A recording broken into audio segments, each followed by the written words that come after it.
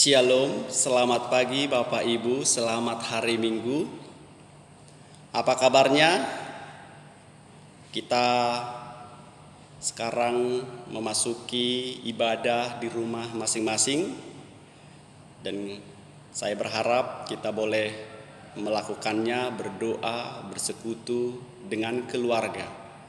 Di rumah masing-masing mengucap syukur kepada Tuhan satu minggu ini. Tuhan berikan kita kekuatan, kesehatan.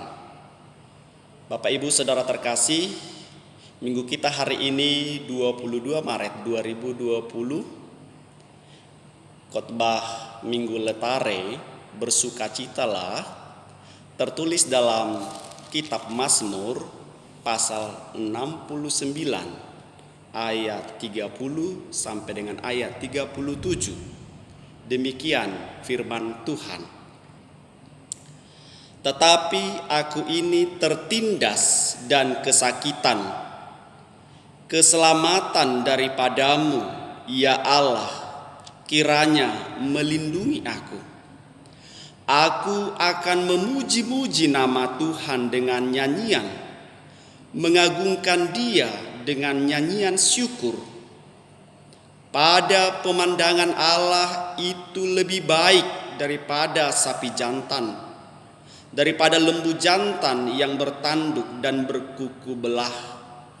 Lihatlah, hai orang-orang yang rendah hati, dan bersukacitalah, kamu yang mencari Allah. Biarlah hatimu hidup kembali. Sebab Tuhan mendengarkan orang-orang miskin dan tidak memandang hina orangnya dalam tahanan. Biarlah bangkit dan bumi memuji-muji Dia, lautan dan segala yang bergerak di dalamnya. Sebab Allah akan menyelamatkan Sion dan membangun kota-kota Yehuda, supaya orang-orang diam di sana dan memilikinya.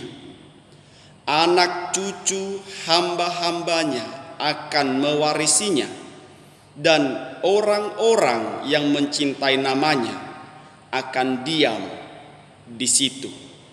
Demikian pembacaan firman Tuhan. Bapak Ibu Saudara terkasih dalam nama Tuhan Yesus Kristus, hidup tidak pernah sepi dari masalah, bahkan pergumulan. Itu adalah bagian dari kehidupan kita. Mau atau tidak mau, harus kita hadapi bersama. Oleh sebab itu orang bijak mengatakan, jangan pernah lari dari masalah. Artinya, seberat apapun masalah kita harus menghadapinya dengan gagah dan berani. Kekuatan kita memang terbatas dalam menanggung berbagai masalah. Bahkan kita percaya pertolongan Tuhan nyata bagi kita. Pernah kami mengunjungi anggota jemaat kita yang dalam kesakitannya berkata demikian, "Bapak Pendeta, mengapa masalah ini harus kami alami? Mengapa aku yang menderita, bukan orang lain? Kalau memang Tuhan itu baik, mengapa Dia mengizinkan penderitaan ini terjadi?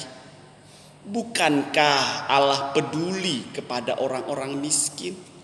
Bukankah Allah peduli bagi orang-orang yang percaya kepadanya?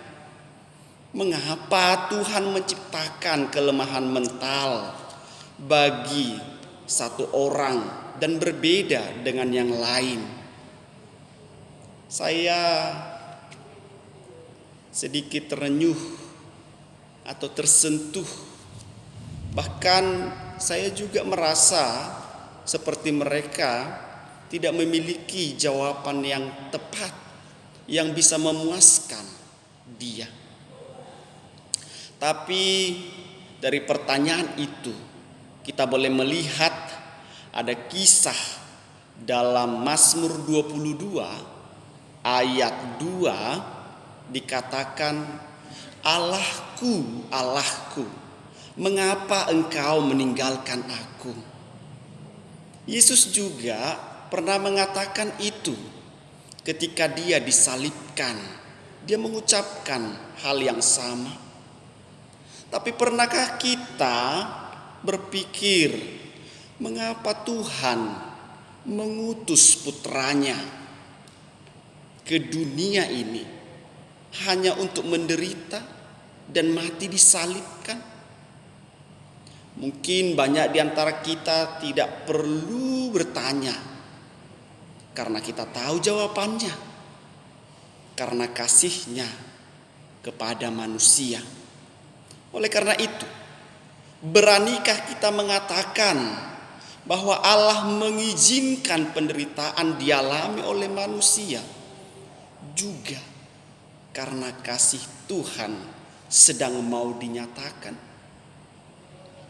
Bapak, Ibu, Saudara terkasih, Daud dalam perikop ini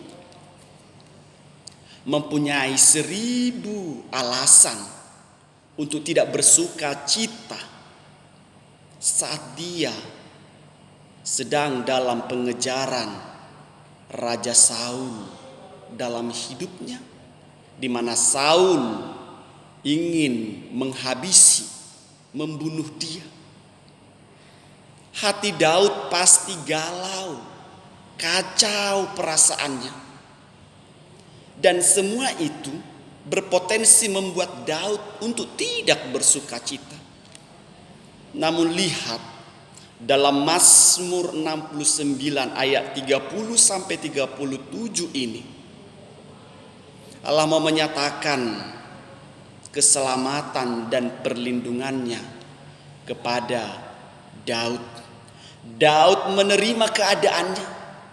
Dia menerima keadaannya, aku ini tertindas dan kesakitan. Terkadang kita juga, Bapak Ibu, dalam kehidupan kita harus bisa dan mampu menerima keadaan yang sedang terjadi dalam hidup kita. Sebagai hamba Tuhan, saya yakin memang kita tidak mampu untuk mengalami atau bahkan menerima kenyataan ini. Tapi bersama Tuhan ada kuasa yang mau sedang dinyatakan. Itu yang Daud sedang katakan dalam perikop ini.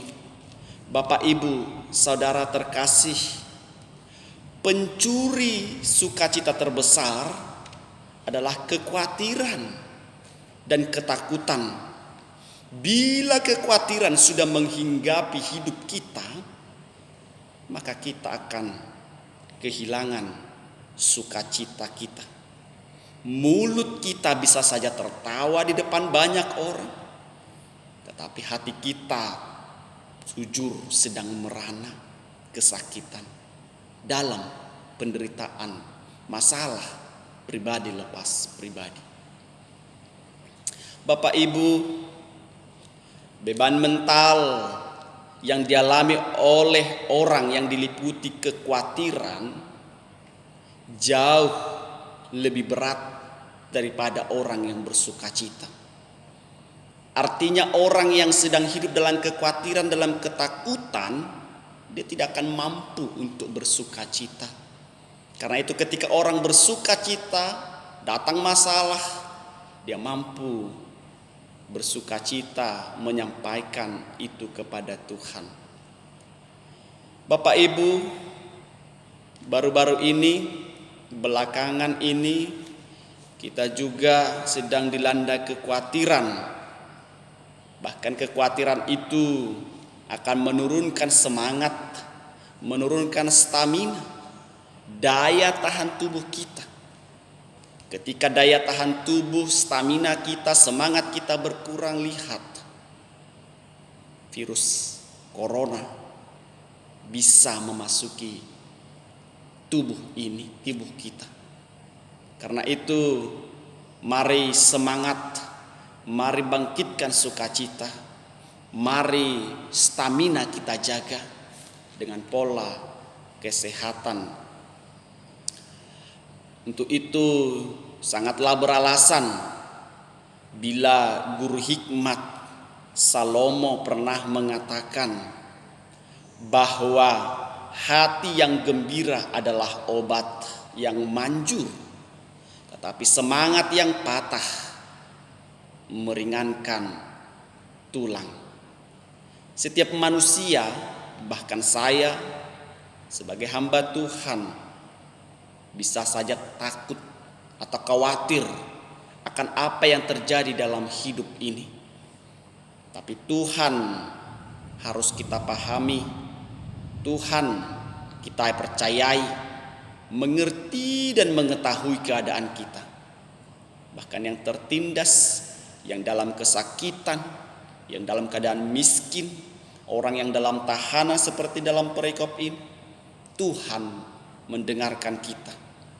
Setiap orang akan mampu senantiasa bersukacita. Rahasianya yaitu tetap membawa rasa ketakutan, rasa khawatir itu kepada Tuhan. Dengan penyerahan diri kepada Tuhan akan berpotensi memperoleh kekuatan yang luar biasa, yang akan mampu kita menanggung segala sesuatu dengan tekun dan sabar. Bapak, Ibu, Saudara terkasih, kenapa manusia takut? Apa yang membuat manusia takut? Yang pertama, karena menghadapi musuh yang kuat dan yang besar.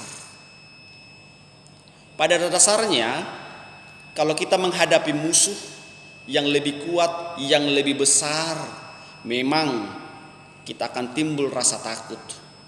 Namun, rasa takut itu kemudian akan kita bawa kepada Tuhan, di mana Tuhan yang lebih besar daripada masalah kita.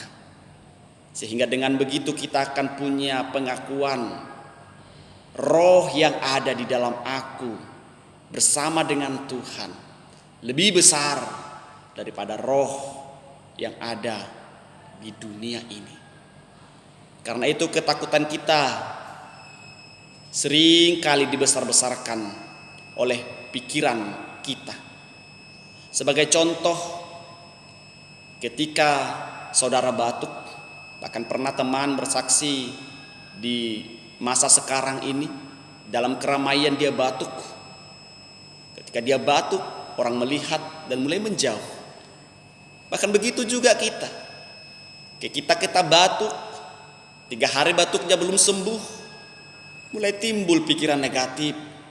Oh, jangan-jangan aku TBC. Oh, jangan-jangan aku sudah kena virus corona. Jadi membesar-besarkan masalah. Bahkan semakin takut, semakin buruk yang terjadi. Bahkan kita berkata, umurku berarti tidak lama lagi, aku akan mati. Bahkan ketika kita sudah mati, kita membayangkan suamiku akan menikah lagi, anak-anakku akan dijaga oleh ibu tiri, dan lain sebagainya, dan lain sebagainya. Karena itu, Bapak Ibu, terkadang rasa ketakutan itu terjadi karena kita melihat masalah kita lebih besar dari Tuhan kita. Oh, ternyata sebaliknya, Tuhan kitalah yang lebih besar daripada masalah kita.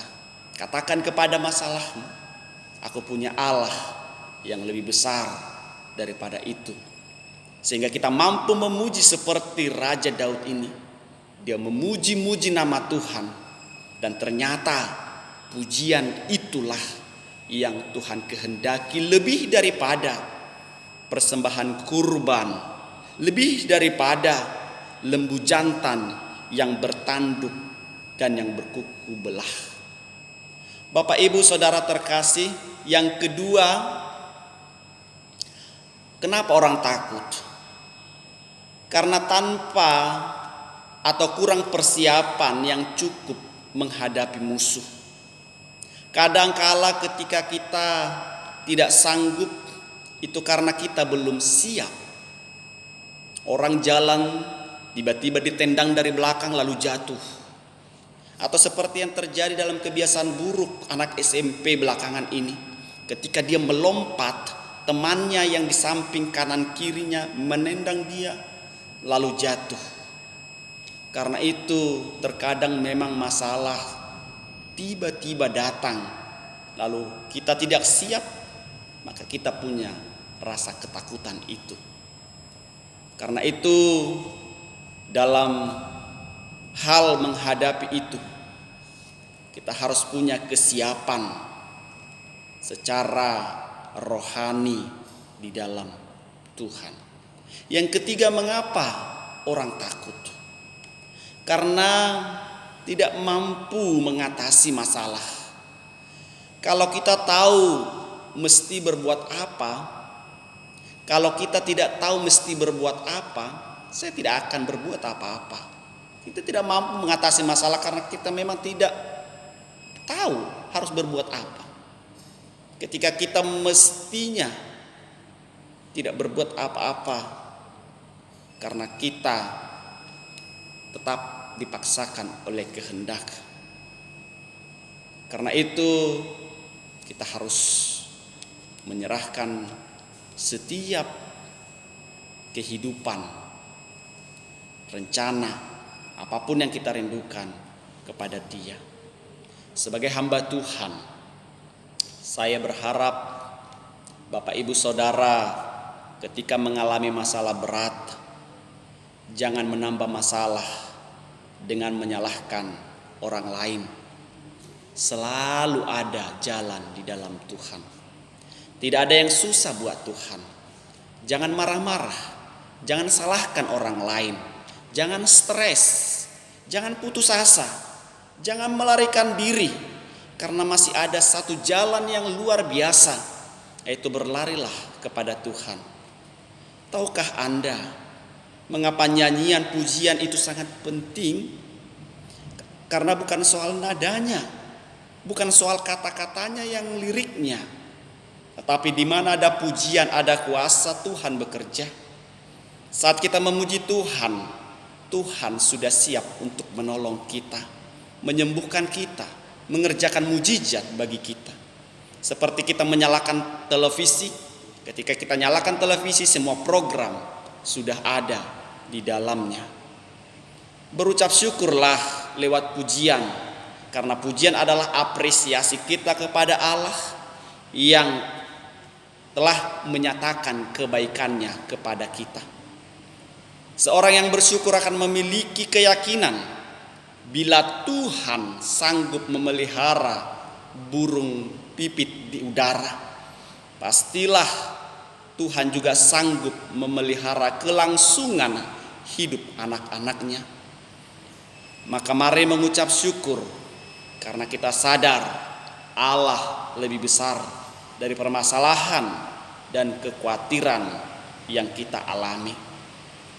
Minggu letare, minggu bersorak-sorak, minggu mengucap syukur, bersuka cita di dalam Tuhan. Biarlah setiap umat Tuhan, HKI Resort Jakarta 4, dimanapun berada, tetap dalam syukur Tuhan. Amin. Shalom. Tuhan memberkati.